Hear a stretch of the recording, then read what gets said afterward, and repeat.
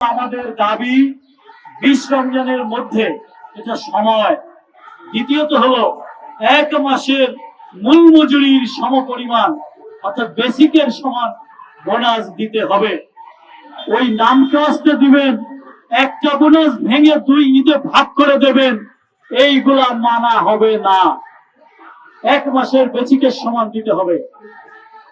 আমাদের 2 নম্বর দাবি হলো, যেহেতু মার্চ মাসে 20 তারিখ হয়ে যাবে এবং ঈদের ছুটি 27-28 তারিখ পর্যন্ত, সেহেতু ঈদের আগে মার্চ মাসের অর্ধেক বেতন দিতে হবে।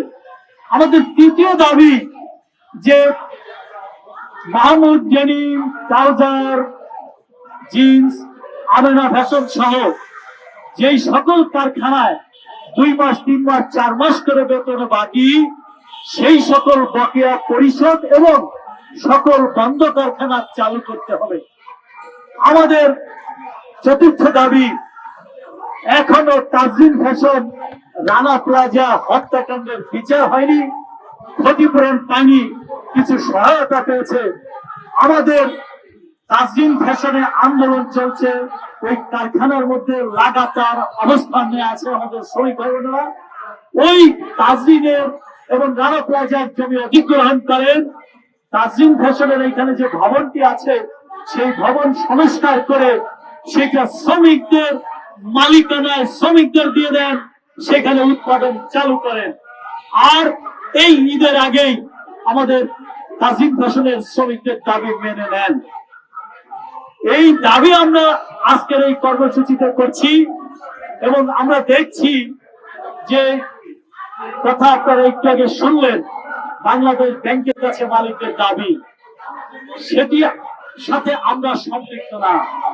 আমরা কাজ করি মালিকের, ব্যক্তি মালিকানাধীন কারখানা, আমাদের পাওনা দেওয়ার দায় দায়িত্ব মালিকের। আর রাষ্ট্র সরকার হিসেবে সেই পাওনা পরিশোধ মালিকরা যাতে করে তার নিশ্চয়তা দেওয়ার দায়িত্ব এবং আইন কার্যকর করার দায়িত্ব সরকারের।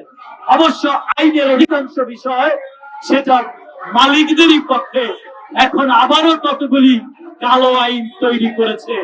ইউনূস সাহেব বলেছে যে ট্রেড ইউনিয়ন করতে গেলে মালিকের কাছ থেকে প্রত্যয়নপত্র আনতে হবে, আর ইউনিয়ন নেতাদেরকে আগে চাকরিচ্যুত করা যেত না।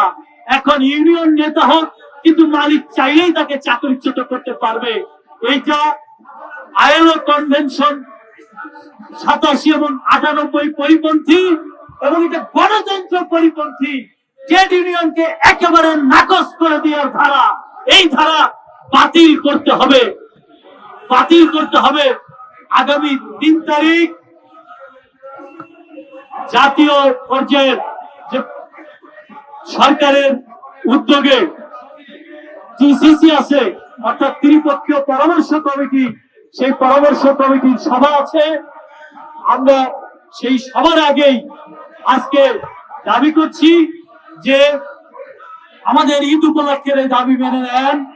অতি সত্বর শ্রম আইনে অপ্রাতিষ্ঠানিক গৃহ শ্রমিক সহ অপ্রাতিষ্ঠানিক খাতের কিছু শ্রমিকদের শ্রমিক হিসেবে স্বীকৃতি এবং ট্রেড ইউনিয়ন করার সুবিধা দেওয়ার যে অধ্যাদেশ হয়েছে, তার বিন্দু মাত্র কার্যকর করার সুবিধা নাই, কারণ বিধিমালা হয় নাই, গঠন প্রণালী নাই।